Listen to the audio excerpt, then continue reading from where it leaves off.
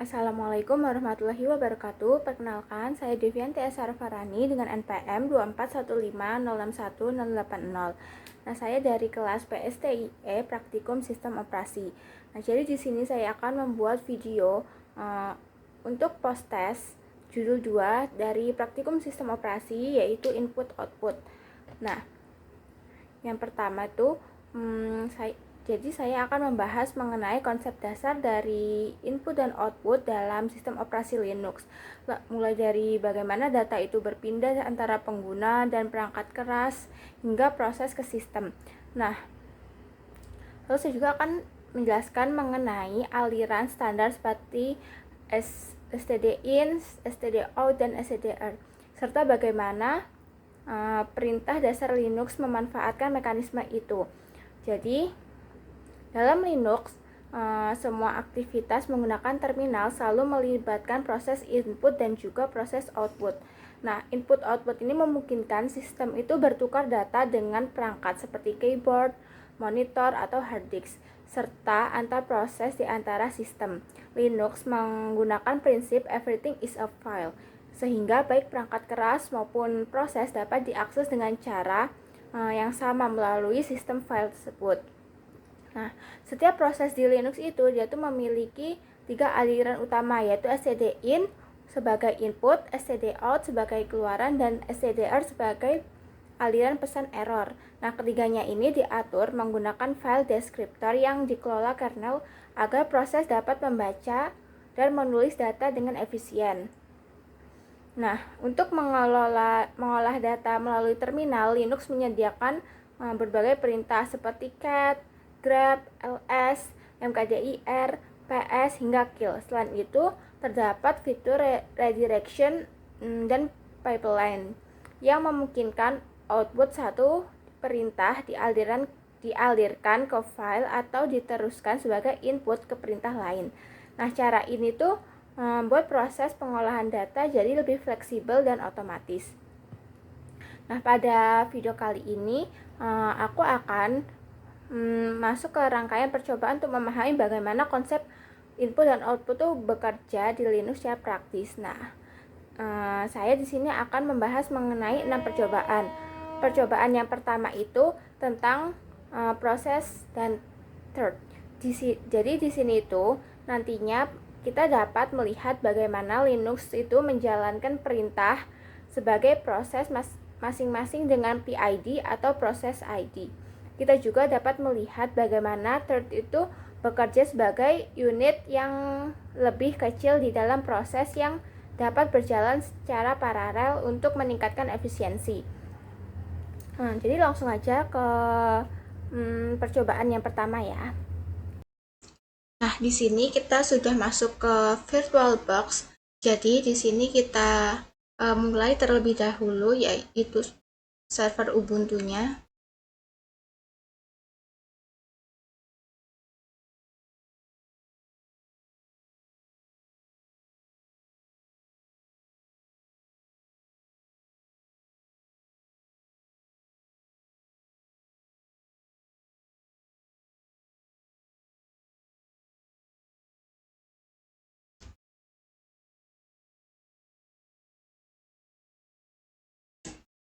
Ini sudah masuk ke servernya, udah mulai berjalan ya.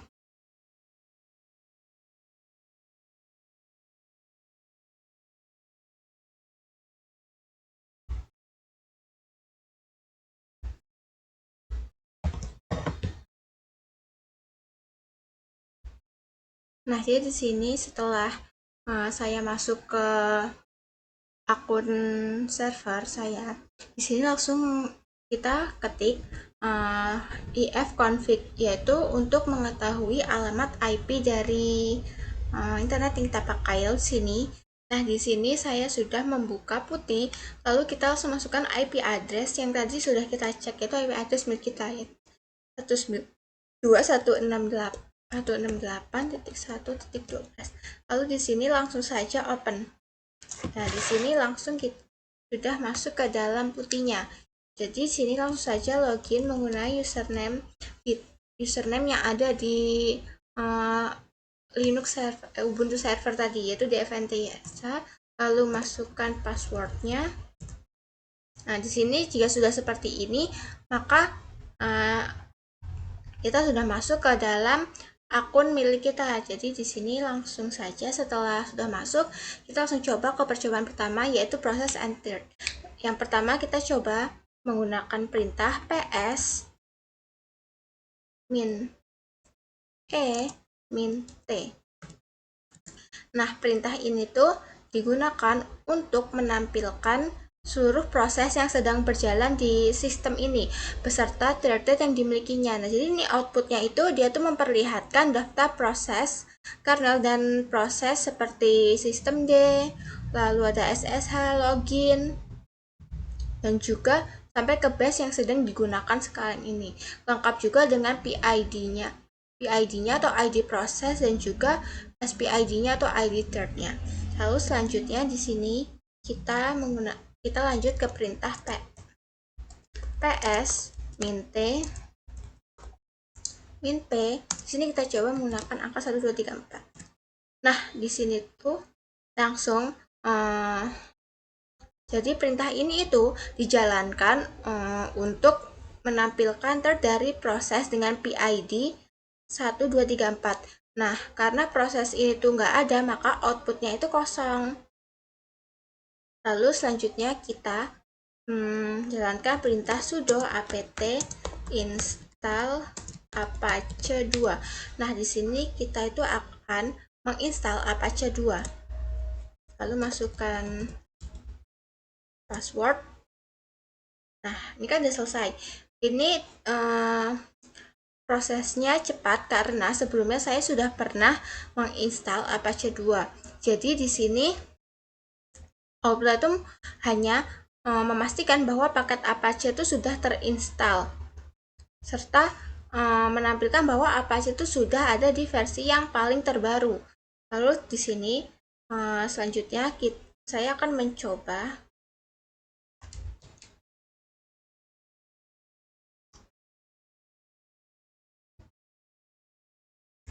menggunakan perintah ifconfig.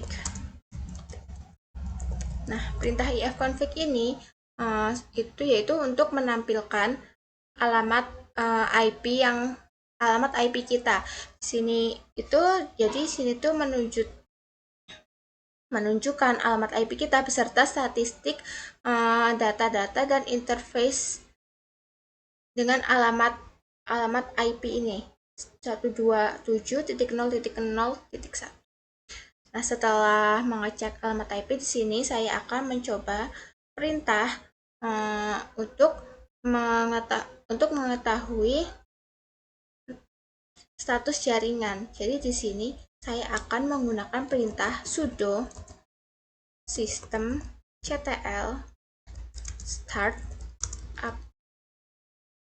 Apache 2. Jadi perintah ini itu adalah perintah untuk memulai Apache 2 itu. Nah, lalu kita coba untuk memeriksa apakah Apache 2 ini sudah aktif atau belum dengan perintah sudo systemctl status Apache 2.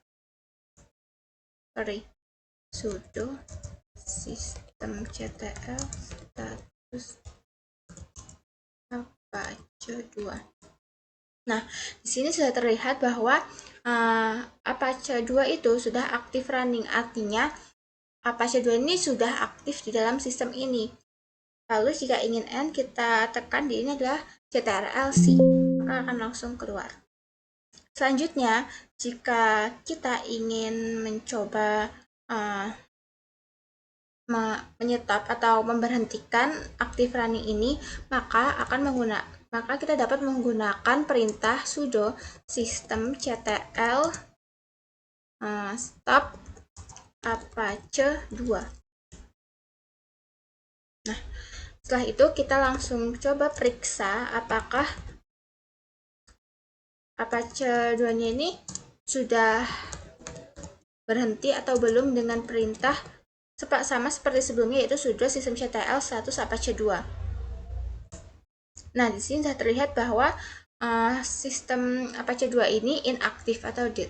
Jadi di sini sudah terbukti bahwa dengan perintah stop itu maka akan memberhentikan Apache 2 yang sebelumnya tadi itu aktif running menjadi inaktif. Di sini langsung tekan ctrl-c lagi. Nah, lalu selanjutnya untuk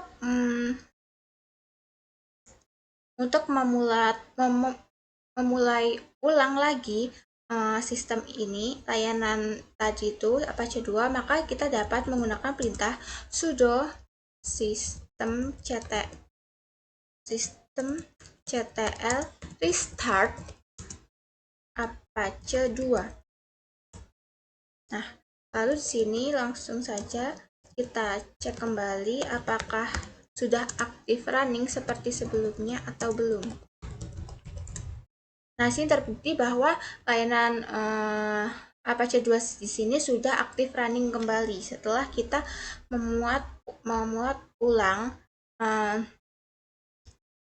memulai ulang sistem tersebut. Lalu sini kita langsung ctrl-c. Selanjutnya di sini kita coba dengan perintah sudo pkill Apache 2. Jadi perintah ini untuk mematikan semua proses yang ada di Apache itu secara paksa. Jadi kemudian kembali dilakukan reset untuk memastikan bahwa layanan ini normal. Jadi pkill ini tuh untuk memberhentikan paksa Apache ini. Sini langsung kita coba cek kembali sudo systemctl status.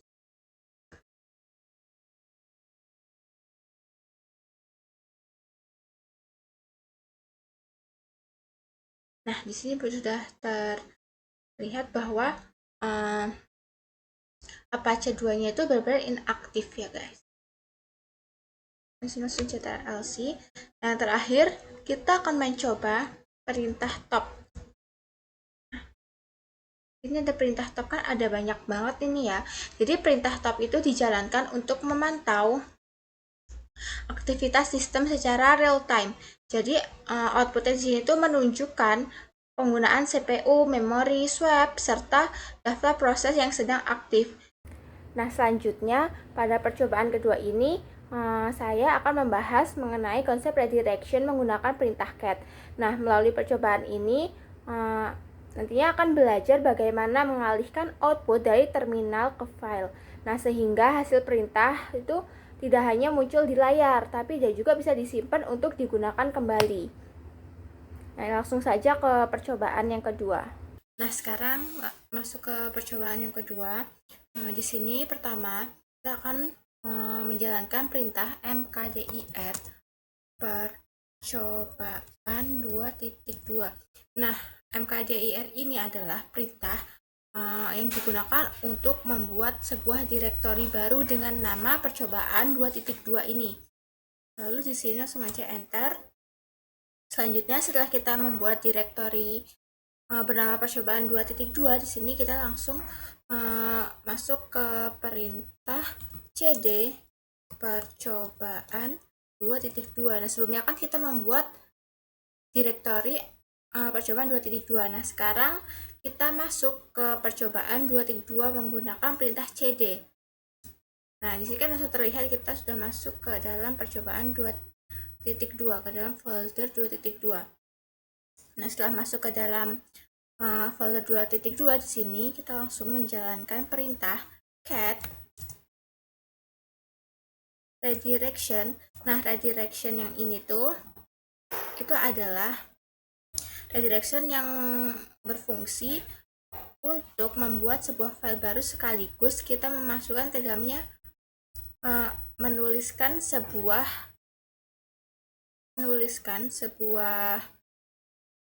teks ke dalam percobaan ke dalam coba txt, ke dalam file coba txt. Nah, sini kan udah langsung masuk nih. Kita diminta untuk menulis. Di sini kita akan mencoba menulis teknik informatika Unila 2023. setelah kita menuliskan semua teksnya yang sudah kita inginkan, lalu di sini langsung aja tekan Ctrl+C. Nah, lalu di sini saya akan mencoba untuk memeriksa apakah teks yang sebelumnya kita tulis ini sudah tersimpan dengan perintah cat redirection yang seperti ini. Lalu kita masukkan file coba.txt. Nah, di sini sudah terlihat bahwa teks Teknik Informatika Unila 2023 itu sudah tersimpan di dalam folder percobaan 2.2.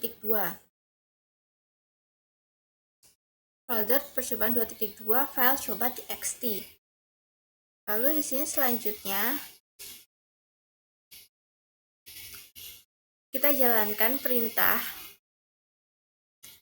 file coba.txt. Nah, perintah ini itu digunakan untuk mengetahui tipe filenya berdasarkan struktur internal datanya, bukan hanya dari eksternal nama file tersebut, tapi hasilnya ini menunjukkan bahwa coba.txt ini itu dikenali sebagai ASCII text, yang berarti file tersebut berisi teks biasa tanpa format khusus. Nah, selanjutnya pada percobaan yang ketiga. Nah, pada percobaan yang ketiga ini saya akan membahas mengenai konsep redirection yang diuji menggunakan editor Nano.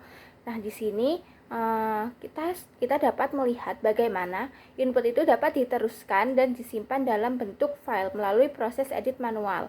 Nah, percobaan ini tuh menunjukkan bagaimana terminal dan editor tuh bekerja bersama dalam proses input dan output.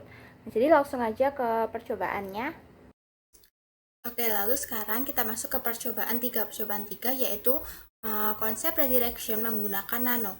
Di sini pertama kita akan menjalankan perintah nano coba 2.txt.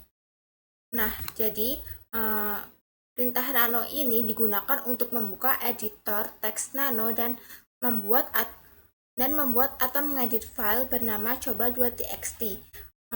Lalu kita enter. Nah, setelah editor terbuka, jadi kita di sini dapat mengetikkan isi file secara langsung. Jadi di sini kita coba untuk menuliskan halo. Hai. Nah, setelah kita mengetikkan teksnya, kita akan lalu sini menekan Ctrl+X untuk menyimpan file tersebut. Lalu di sini kita tekan Y, yaitu yes. Untuk itu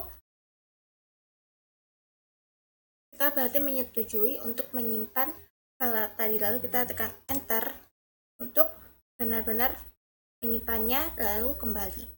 Setelah itu berarti file coba2.txt tadi itu sudah berhasil dibuat. Berhasil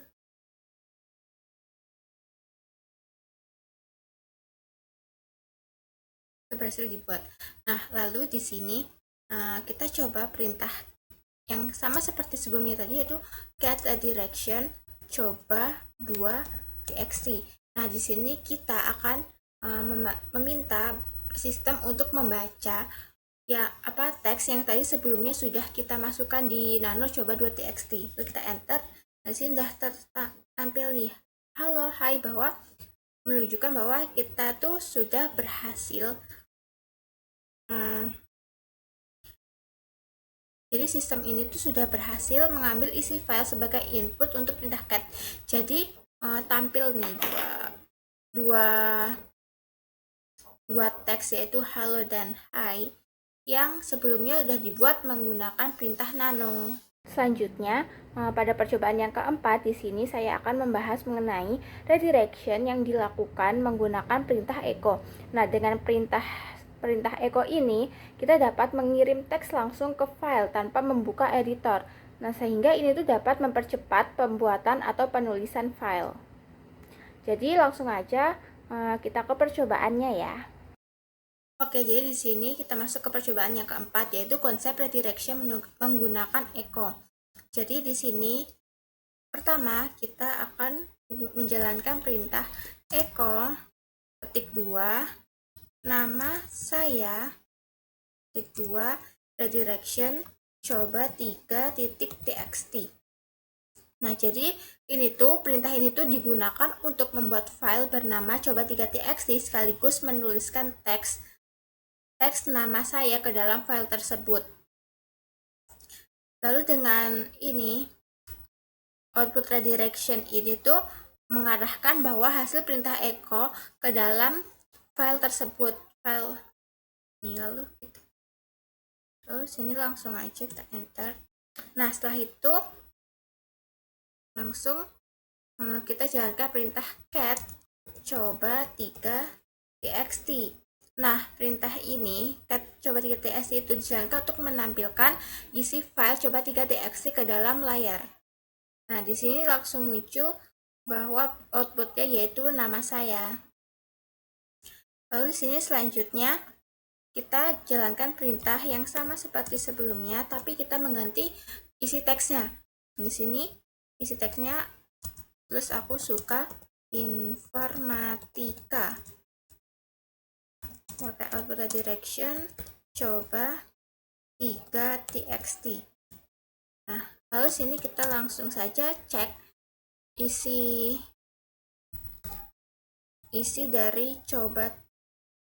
dari file coba 3.txt. Nah, di sini langsung hanya muncul aku suka informatika, dan teks yang sebelumnya nama saya itu tidak muncul karena perintah ini kan tadi kan kita kembali menggunakan perintah echo dan redirection outputnya ini. Jadi ini tuh artinya dia tuh menuliskan teks baru ke dalam file 3.txt. Maka jadi isi teks sebelumnya yang nama saya itu otomatis akan tertimpa dan digantikan sepenuhnya dengan teks aku suka informatika. Jadi di sini output yang muncul hanyalah aku suka informatika. Kemudian yang pada percobaan kelima di sini saya akan mulai masuk ke konsep pipeline. Nah, di sini digunakan perintah short untuk melihat bagaimana output dari satu perintah itu dapat diteruskan menjadi input untuk perintah berikutnya. Jadi konsep ini sangat penting dalam pemrosesan data secara otomatis. Jadi mari kita langsung coba aja ya. Oke, jadi di sini langsung aja kita masuk ke percobaan yang kelima, yaitu konsep pipeline menggunakan short. Sini pertama kita akan membuat direktori baru menggunakan perintah mkdir seperti yang sama seperti sebelumnya dengan nama direktori percobaan 2.5. Jadi sini otomatis berarti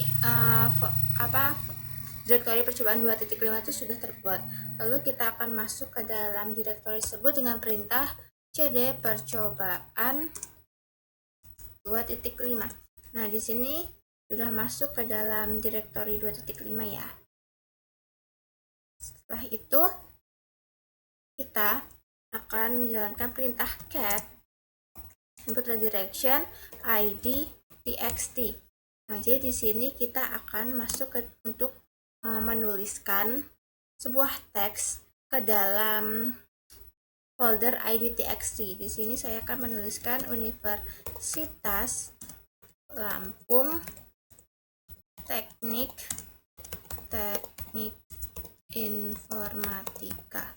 Setelah sudah, maka langsung aja ctrl-c yang otomatis itu akan menyimpan teks yang kita ketik sebelumnya. Lalu di sini kita akan menjalankan perintah ls. Nah, Nah, setelah perintah ls digunakan ini, jadi perintah ls itu digunakan untuk menampilkan isi direktori saat ini. Nah, di sini kan muncul id txt. Jadi pada direktori ini hanya ada folder id txt. Lalu selanjutnya kita coba perintah cat id txt. Jadi perintah ini tuh digunakan untuk menampilkan isi file ID txt secara langsung ke dalam layar terminal ini. Nah, ini langsung tampil nih Universitas Lampung Teknik Informatika yang tadi sebelumnya sudah kita tulis pada perintah get input direction ID txt. Setelah ini lalu kita akan mencoba perintah get ID txt. Sini kita akan menggunakan pipeline lalu menggunakan perintah short. Nah, perintah short ini bekerja itu dia tuh memanfaatkan pipeline. Ini pipeline, namanya pipeline, yaitu mekanisme yang mengirimkan output dari satu perintah sebagai input ke perintah berikutnya. Nah, pada perintah ini hasil dari get id txt ini dialirkan ke perintah short yang bertugas untuk mengurutkan teks yang sebelumnya kita tulis itu dimulai dari alfabet A ke Z. Lalu kita enter nih. Jadi di sini langsung muncul dari alfabet yang paling awal yaitu Lampung, Teknik Informatika, dan terakhir Universitas. Lalu selanjutnya di sini kita akan mencoba perintah get id txt. Kita masukkan pipeline short min r. Ini perintahnya mirip seperti yang sebelumnya tadi, namun di sini berbeda ada di min r-nya ini. Nah, min r ini tuh bedanya tuh dia tuh proses pengurutannya itu kayak terbalik gitu kan. Sebelumnya tuh A ke Z. Kalau misalnya kita pakai min R tuh, maka dia tuh itu pengurutannya dari Z ke A. Kita enter. Nah, sini terlihat pengurutannya Universitas Teknik Informatika, Teknik, dan Lampung. Oke, jadi selanjutnya sini kita akan masuk ke perintah get id txt pipeline short, sama seperti sebelumnya, pipeline wc. Wc itu merupakan singkatan dari word count. Jadi perintah wc itu menghasilkan 3 angka yang menunjukkan jumlah baris, kata, dan karakter. Ini kita. Nah, jadi wc ini dia tuh menunjukkan jumlah angka-angka yang menghasilkan ini 4 angka ini dari sini kan ada 4 baris. Universitas Teknik Informatika, Teknik, dan Lampung. Lalu di sini 5 itu terdiri dari 5 kata, yaitu Universitas Teknik Informatika, Teknik, dan Lampung. Dan di sini ada 46 yang artinya tuh semua huruf atau spasi dan enter tuh dihitung sebanyak ada 46. Lalu di sini selanjutnya kita akan menggunakan mencoba perintah get id txt pipeline short pipeline wc min c. Di sini ada penambahan min c, yaitu min c itu dalam wc itu membuat perintah ini tuh berfokus pada total karakter saja. Jadi di sini tuh hanya ada 46 yang artinya tuh di sini ada 46 karakter. Lalu yang terakhir di sini kita akan menjalankan perintah get id txt pipeline short pipeline wc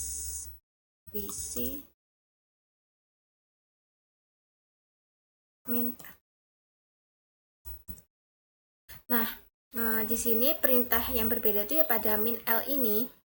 Jadi min l itu dia tuh hanya menampilkan jumlah baris dari teks yang ada yang sebelumnya kita tulis. Di sini kan cuma ada 4. Pada Universitas Teknik Informatika, Teknik, dan Lampung. Nah, yang terakhir nih, pada percobaan ke-6 langsung ke Nah, yang terakhir nih, pada percobaan ke-6, di sini saya akan menjelaskan memanfaatkan perintah grep dalam pipeline. Nah, pada bagian ini kita tuh bisa belajar bagaimana cara menyaring atau mencari data berdasarkan pola tertentu, sehingga hasil pipeline menjadi lebih spesifik dan terarah. Jadi langsung aja ke percobaannya. Oke, jadi di sini kita langsung saja masuk ke percobaan yang terakhir, yaitu yang keenam, yaitu konsep pipeline menggunakan Grep. Nah, di sini kita langsung saja mulai ke perintah cat input redirection data txt. Sama seperti sebelumnya, kita akan menuliskan sebuah teks ke dalam folder data txt. Di sini contohnya saya akan menuliskan cherry, banana, date, lemon, grape, mango, orange, peach, apple. Jika sudah menuliskan semuanya, sini langsung ctrl+c dan akan kembali ke directory sebelumnya. Nah, di sini kita akan menjalankan perintah cat data txt pipeline grep 2 an. Nah, jadi dalam perintah ini itu kita akan membaca seluruh isi file dari data txt ini